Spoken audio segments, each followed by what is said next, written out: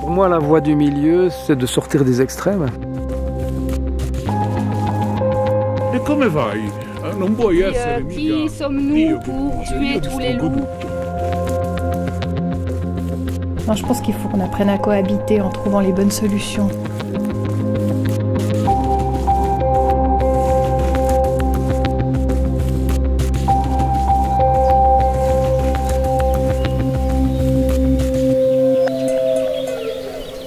La plupart des loups gris qui se réinstallent naturellement dans l'Hexagone sont issus des meutes italiennes, Canis lupus italicus, en particulier de la région montagneuse des Abruzzes, un parc national au centre du pays. Dans les Abruzzes, contrairement à d'autres régions d'Italie ou à d'autres pays comme la France, le loup n'a jamais disparu. Les bergers et les éleveurs ont toujours vécu avec sa présence, comme d'ailleurs celle des ours ou des lynx. Je vous emmène chez Isidoro, dans sa petite bergerie à 1600 mètres d'altitude. Isidoro, il a le bob vissé sur la tête, la cigarette au bec et le visage buriné par le soleil. Il a été attaqué cette nuit par un loup. Donc maintenant on va voir la carcasse, les dégâts. Questo è quello che resta della predazione. Voilà ce qui reste de la carcasse. Evidentemente più di qualche lupo. Sûrement, ils étaient plusieurs à manger cet animal. Da luglio ne ho avuti 6-7. Donc le monsieur a eu 5-6 attaques pendant cet été. Il lupo ci può stare, però devono lasciare le pecore via. Ils sont d'accord pour cohabiter avec les loups, donc ils sont pas contre. Mais il faut trouver, c'est pas facile de cohabiter avec les loups. Per me personalmente, se non ci fosse, è meglio. Bon, il dit ça serait plus facile une vie sans loup. Bien sûr, ça serait, toute la situation serait plus tranquille, mais c'est nature, donc il voit pas pourquoi il peut pas rester ici le loup. Donc il a confiance dans ses chiens. Oh. Hey. Diana. Dans le Jura suisse, le loup, on l'avait oublié depuis longtemps. Mais 2 meutes viennent de s'installer près du col du Marcheru, dans le canton de Vaud. Le bien nommé parce que dans ces pâturages, ces prébois, comme on dit là-bas, prairies, forêts, ce sont principalement des bovins qui broutent à 1500 mètres d'altitude et plusieurs veaux ont été attaqués par les loups. Dans le Jura, les bergers sont un peu moins sereins que leurs collègues italiens des Abruzzes. Les pièges photos qui sont autour du chalet d'alpage sont régulièrement nourris par le passage du loup. Ouais. Laurent, par exemple, il vit depuis 40 ans dans un chalet d'alpage jurassien, côté français en plein massif du Rizou, où il bichonne ses 80 bêtes, des génisses et des veaux. Le loup, il faut dire que ça le tracasse un peu. Jusqu'à maintenant, on vivait plutôt dans l'environnement des coqs de bruyère, du cerf, depuis pas très longtemps d'ailleurs. Mais l'arrivée du loup, c'est totalement nouveau. Et effectivement, c'est le gros sujet de discussion, c'est la gamberge, parce qu'on ne sait pas trop comment ça va se passer. Il y a notre imaginaire qui travaille aussi. Le loup, qu'est-ce que c'est? Qu'est-ce qu'il va nous bouffer en gros? Prédater les génisses, les veaux, ça n'empêche pas de dormir, mais c'est vraiment le sujet de conversation. On avait très bien vécu, je ne sais plus, 80 ans, voire plus, sans le loup. Alors, le loup, il est là. La société le veut. On ne peut pas l'éradiquer totalement, ce serait aussi aberrant. Alors, il faut travailler sur soi-même pour accepter cette nouvelle présence et imaginer une cohabitation. Mais dans un premier temps, effectivement, la cohabitation, elle semble très difficile, voire on n'a pas envie, quoi. Mais d'en discuter, entre autres avec des spécialistes, on arrive à une position moins je suis contre. Mais en tant que berger, on ne peut pas être totalement pro-loup. Un berger, on est berger quelque part au sens biblique, on est là pour s'occuper du troupeau, trouver des grands prés d'herbes fraîches, de l'eau, les soigner quand elles sont malades et aussi les protéger des prédateurs, évidemment. Alors là, c'est ce qu'on apprend petit à petit. C'est les parades qu'on peut avoir entre guillemets pacifique, mais on se dit aussi qu'au bout du compte, on peut imaginer effaroucher le loup, voire, si on est armé, je ne suis absolument pas du tout, aller jusqu'au coup de fusil, clairement, ouais.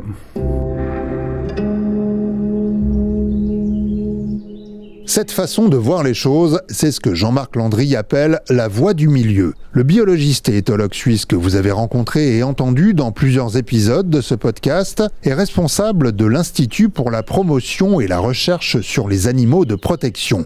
Il travaille avec les éleveurs et les bergers. Pour moi, la voie du milieu, c'est de sortir des extrêmes. C'est pas être pour ou contre, mais c'est de se dire qu'est-ce qu'on fait avec le loup, hein. Ça, c'est la première chose. Et puis la deuxième chose, c'est de la cohabitation. La cohabitation, ça veut dire qu'il faut trouver des outils de protection, des solutions. Et c'est surtout se mettre à la place de l'autre. C'est d'avoir beaucoup d'empathie. Donc nous, la voie du milieu, c'est de comprendre ce que vivent les bergers, ce que vivent les éleveurs, ce que vivent les naturalistes. Alors, un exemple ici, on va faire un tir de loup, mais pour beaucoup de naturalistes, c'est très violent. C'est aussi de comprendre ça. Mais c'est surtout de sortir des extrêmes, c'est pas dire je suis pour ou contre, c'est sortir de la dualité, la voie du milieu. La voie du milieu veut dire qu'il faut de temps en temps tirer un loup, que le tir d'un loup doit être utilisé comme un outil de protection. Je veux dire, l'espèce humaine est un peu partout, donc si on veut ici, alors je parle de la région du Marché-Rue, mais si aujourd'hui on veut que le loup puisse vivre ici, puis que les éleveurs puissent continuer de faire leur travail, que les bergers puissent faire leur travail, c'est du donnant-donnant, on ne peut pas toujours demander aux éleveurs à faire tous les efforts. Donc de temps en temps, il faut tirer un loup. Ouais. C'est ça aussi la voie du milieu.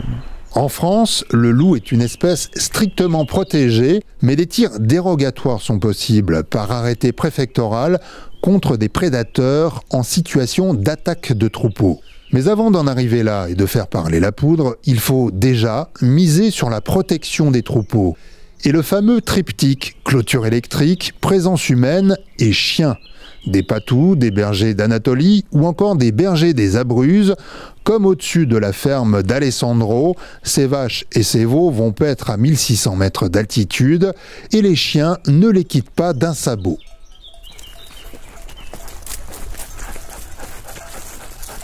Ma non è la quantità, dipende poi dal cane, deve essere un buon cane da guardia. Il dit que c'est très important la qualité du chien, enfin comment il fait son travail, c'est pas tellement le nombre de chiens qui est important, mais comment tu élèves le chien pour faire ce travail, pour défendre le troupeau. C'è l'acqua che mandiamo su oltretutto, quindi sono pascoli dove prima non ci si andava, adesso noi mandiamo l'acqua su con una pompa, no? Sono 1500 metri di tubo. Et quindi il veut qu'on comprenne que eux, comme tous les bergers d'ici, ils sont habitués à vivre avec les loups. Il veut souligner le fait qu'ils font pas d'efforts comme on pourrait faire nous avec le fait que les loups commencent à venir. Eux, ils sont habitués comme ça, donc ils ont l'esprit assez tranquille quand ils ouvrent aux animaux pour les laisser manger dans les montagnes. Cioè c'è il lupo, forse il problema è pure questo, no? Bisogna innanzitutto capire. Il dit bien sûr, ça serait plus facile sans loup. Donc si on décidait de tuer les loups, voilà, on élimine le problème. Mais si demain un cerf cause un problème, qu'est-ce qu'on fait? On tue tous les cerfs? Les clôtures électriques et les chiens de protection pour les partisans français d'une seconde éradication du loup, rien de tout ça ne fonctionne vraiment. Et les loups s'adapteraient à tout. Ils sauteraient au-dessus des enclos et réussiraient à attirer les chiens d'un côté pour attaquer de l'autre. Jean-Marc Landry m'a dit que bien sûr, aucun système n'est infaillible, mais ce qu'il voit de nuit à la caméra thermique prouve que les protections sont plutôt efficaces. Bien entendu, il y a des éleveurs qui sont dans l'opposition, qui sont dans la remontrance, qui sont dans la manipulation beaucoup aussi. Alors, on en connaît plusieurs, qui sont là pour montrer que rien ne fonctionne. Alors nous, on est un peu les seuls à étudier ça, d'être allés dans la nuit avec des caméras thermiques, voir comment les chiens fonctionnent face aux loups, et puis on montre clairement que ça fonctionne. Et puis on peut se poser la question, si ça ne fonctionne pas, pourquoi tous les éleveurs prennent des chiens ? Alors on va vous dire oui, c'est pour qu'on vous paye les brebis quand elles sont mortes, mais on peut mettre un berger, une clôture, c'est payé autant, hein, c'est payé la même chose. Maintenant, la protection est compliquée pour les éleveurs ou les bergers parce que c'est des contraintes. Alors quand on parle du chien de protection, c'est une contrainte supplémentaire par rapport au tourisme, par rapport aux randonneurs. Les chiens peuvent mordre des gens, donc ça pose ce genre de problème. Et là, ils ont aussi besoin d'une reconnaissance et ils ont aussi besoin que la société les soutienne. Alors parfois de dire ça ne fonctionne pas, c'est aussi une sorte de message d'alerte aux autorités, par la société, de dire ne nous laissez pas tout seuls, quoi. On a aussi besoin que vous nous souteniez face à ce prédateur. Et alors que certains élus hurlent avec les loups en offrant par exemple une queue de cet animal protégé à une préfète dans les Hautes-Alpes, d'autres, tout aussi à l'écoute des bergers et des éleveurs victimes de prédation, tentent de trouver des solutions pour une cohabitation la plus harmonieuse possible. Cette fameuse voie du milieu, chère à Jean-Marc Landry, c'est celle empruntée par Thierry Siffer, le maire de Ranru, un petit village du massif vosgien où le loup a réapparu. Après les toutes premières prédations, il a constitué un petit groupe de travail autour d'éleveurs concernés et de spécialistes du prédateur pour calmer le jeu et faire en sorte que tout le monde avance ensemble. C'est dans cet esprit que ce petit groupe, que j'ai suivi, a mis le cap sur les Abruzzes pour aller voir là-bas comment se passe la cohabitation. On est ici pour chercher un peu d'informations. Alors c'est un sujet qui est hyper sensible, le retour du loup en France. Ça on le sent partout, et nous alors dans la vallée de la Bruche on est confronté et touché par le retour du loup depuis 1 an. Et le but c'était de venir avec les éleveurs pour voir comment ici dans les Abruzzes ils ont fait, puisque le loup n'a jamais disparu ici, donc ils ont toujours cohabité. Nous, en Alsace, le loup, il est de passage et il fait aussi des dégâts dans les troupeaux. Donc l'inquiétude des bergers, elle est légitime. Donc on vient ici en fait pour chercher des informations et surtout la vision qu'ils ont eue ici pour cohabiter avec le loup depuis toujours, puisqu'ici il n'a jamais disparu. En tout cas, c'est clair que c'est un sujet qui est hyper sensible, compliqué. On sait qu'il y a 80% de la société civile qui est plutôt pour le retour du loup. C'est bien, beau comme ça, mais en fait il y a plus de 50% de ces 80% qui connaissent absolument pas du tout la problématique des éleveurs. Donc voilà comment on va arriver à contenter tout le monde et à trouver la cohabitation la plus harmonieuse possible. J'espère qu'on pourra y arriver. Gregorio, l'un des plus gros éleveurs de moutons du massif des Abruzzes. Thierry, enchanté. Donc ici, dans les Abruzzes, le loup n'a jamais disparu. Donc ici, les gens sont habitués à cohabiter avec les loups grâce à l'aide des chiens, qui est très très important pour cohabiter avec les loups, et grâce aux clôtures électriques. Donc ils ne laissent jamais les troupeaux de chèvres, enfin des animaux, des brebis tout seuls, dans le sens que les animaux sont toujours accompagnés par les chiens, mais aussi bien sûr par les bergers. Come fai? Non puoi essere mica Dio che dice io distruggo tutto.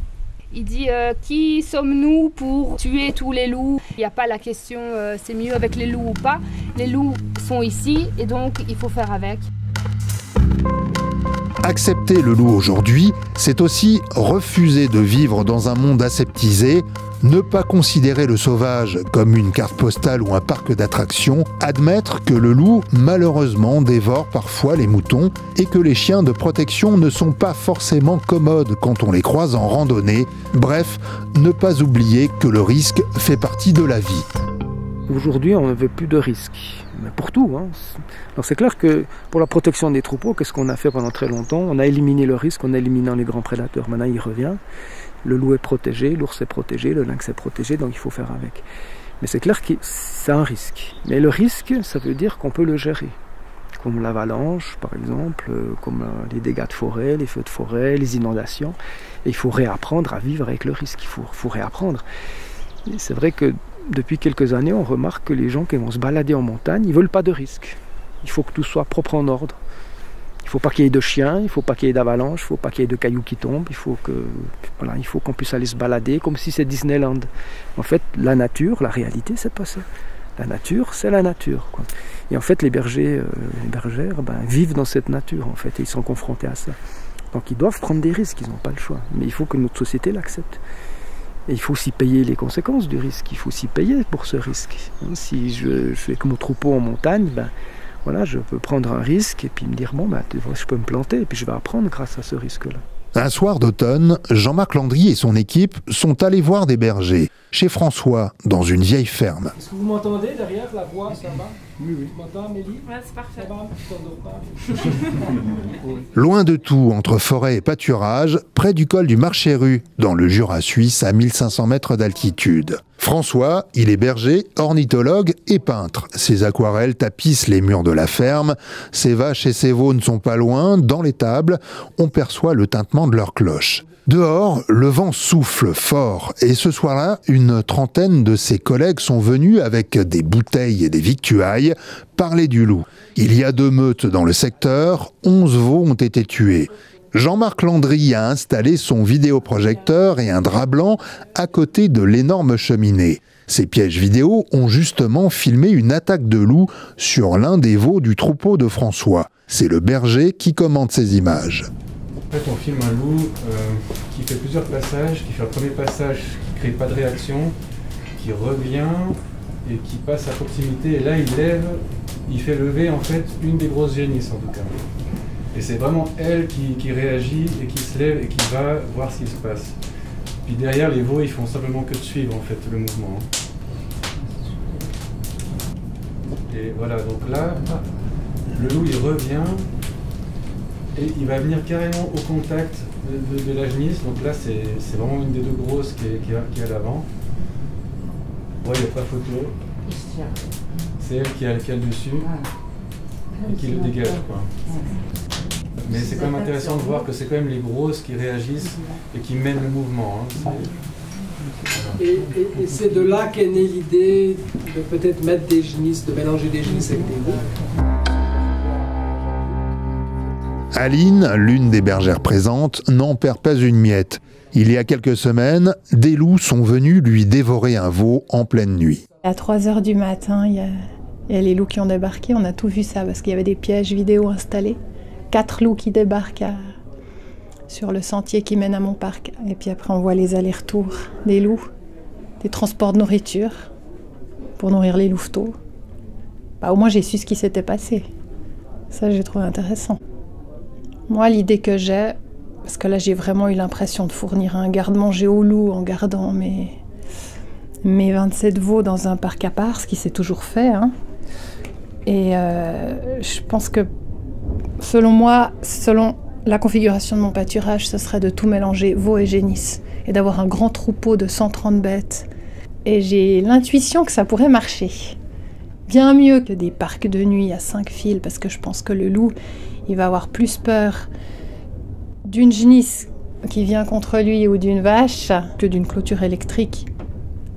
Parce que finalement, le loup, il sait sauter, 1,30 m s'il veut, c'est rien.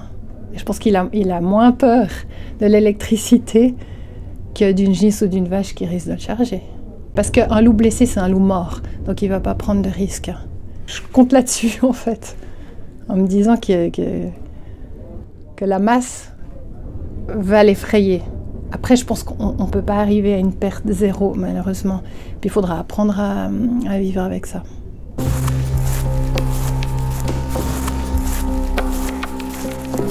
Jean-Marc Landry dit que le loup, c'est un truc de fou.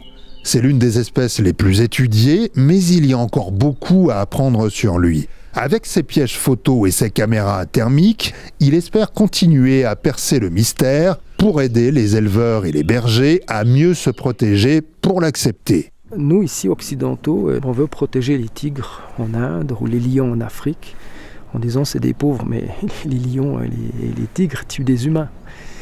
Et quand c'est loin de chez nous, on est prêt à donner de l'argent, pas dire qu'il faut protéger ces animaux-là. Mais quand c'est chez nous, quand c'est à côté de notre porte, on dit non, le loup il me fait peur, il faut l'éradiquer, je ne veux pas le voir.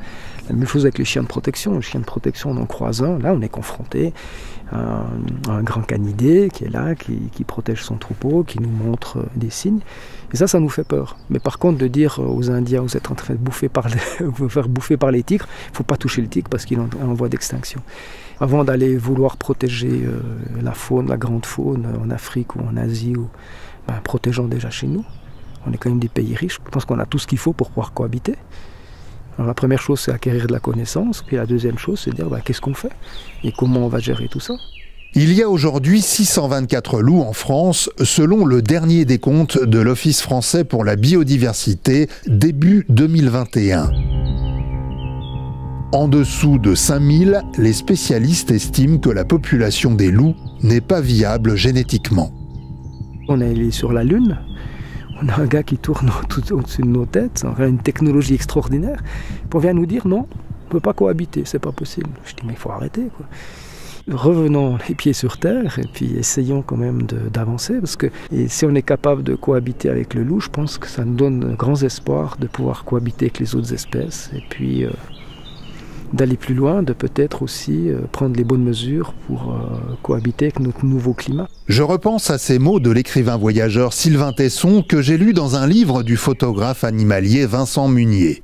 L'homme déboula sur la terre, zigouilla les bêtes, fissionna l'atome, traficota le gène, modifia les organismes, acidifia les sols, plastifia les mers et barbouilla l'atmosphère. Tout cela en si peu de temps, quel talent! Puis il nomma nuisibles ceux qui ne participaient pas à l'entreprise. Mais sera-t-on capable de cohabiter avec le loup, d'accepter son retour et de se donner les moyens d'une coexistence un peu plus apaisée? Ce n'est pas gagné, mais je me dis, il y a quand même du monde qui s'active pour y arriver, et ça, c'est un bon début.